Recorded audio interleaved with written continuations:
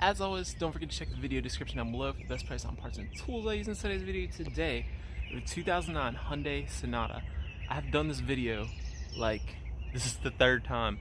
And it's interesting because it's the same size engine, same generation, but this one is set up differently, so that's why I'm doing it. We're going to be doing the alternator. And also, we are recently partnered with a school. Don't forget to check that out. If you know how a system on a car works, you can always figure out the problem. Check out the school. We also have online repair manuals down below in the video description. Let's look at this alternator.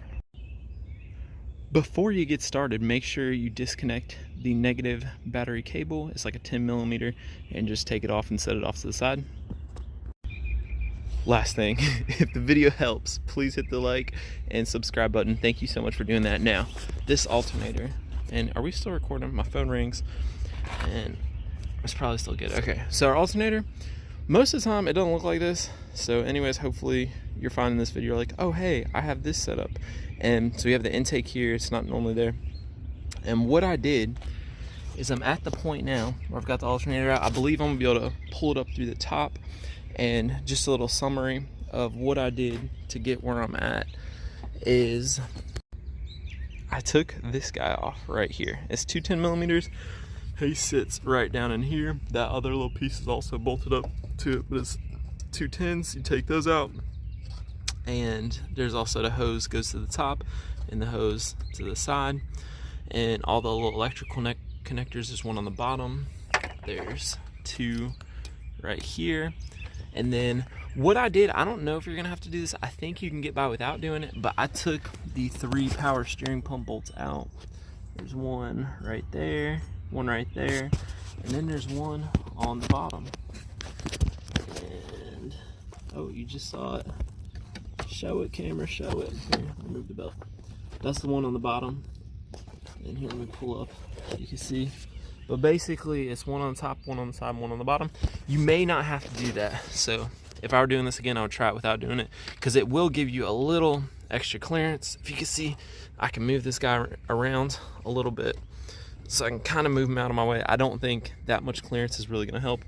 I took my coolant hose off, and y'all, I know this is dumb. I know the paper towel ain't gonna do a whole lot, but it's blocking it from dripping, and I put a paper towel on the top that also makes it so that it doesn't just free flow, because it'll just drizzle out of there, but it'll keep going because it's like the gravity is kind of sucking it down. So I did all that. Also, the belt, the tensioner is that, which one? Yes, that one right there, and it's a 17mm. Okay, focus camera.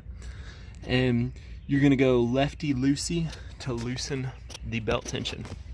Okay, then we have 2 bolts on the alternator, and we also have a wiring harness that is clipped in there. Here, I'll show you the new alternator.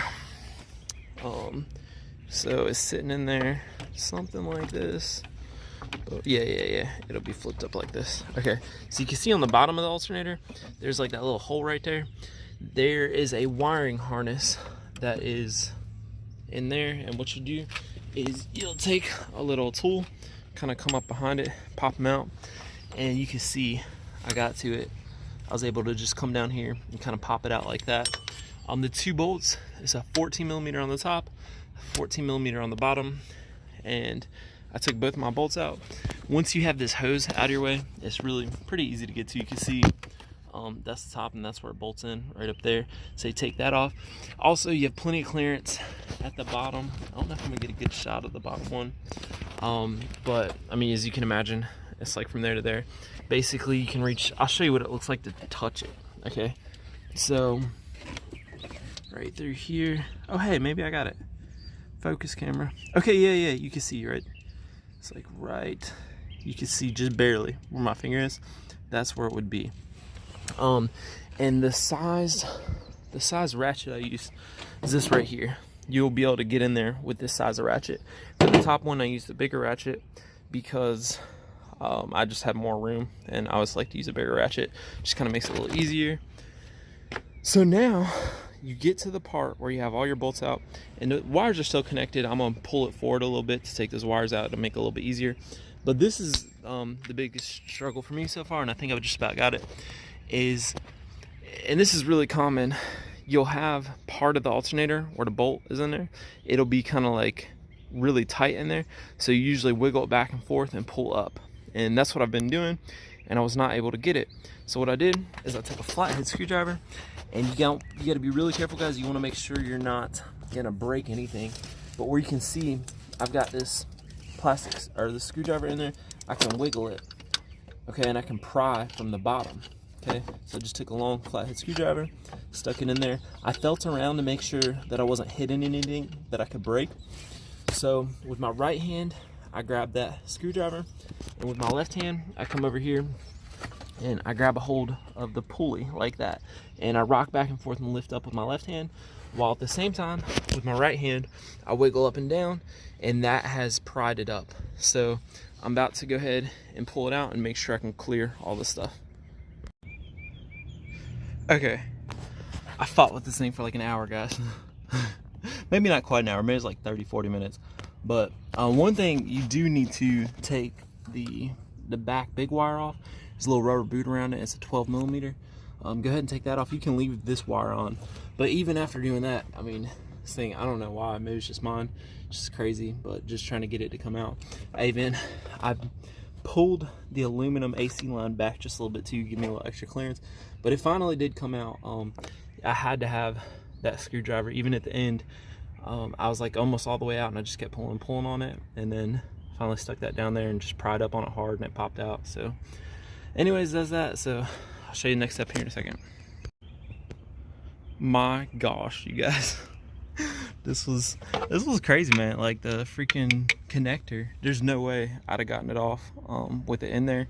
But basically with it sitting like this, kind of butt facing you, you'll just grab the little connector, squeeze, and then pull up. Like I literally was like picking up the alternator and shaking the thing, and it came off after like 30 seconds or whatever, but it was on there crazy good. So anyways, yeah, it does. I didn't have any problems coming up through here and just clearing it out right through here. I don't know if this helped me. I imagine it did not. So if I were you, I would try doing it without taking those 3 bolts out. Oh, also, this is the style where you can just loosen the bottom one. So you can see the bolt just kind of slips down in there. So with my new one, what I'll do is I'll take my bolt, I'll go ahead and run it through the bottom. I don't know if that is the bottom, but I'll run it through the bottom, and then when I go to stick it back in there, I'll just kind of set it down onto there, and it kind of helps it set up on there. Also, sometimes it's easier to just loosen it and then take it out instead of having to pull the bolt all the way out while it's still in the car. So anyways, that's it, guys. Thank you guys for watching. Again, if this video helped, don't forget to hit that like button. It helps send the video out to the rest of the world. Thank you guys, and hit that subscribe. Thanks, and I'll see y'all next time.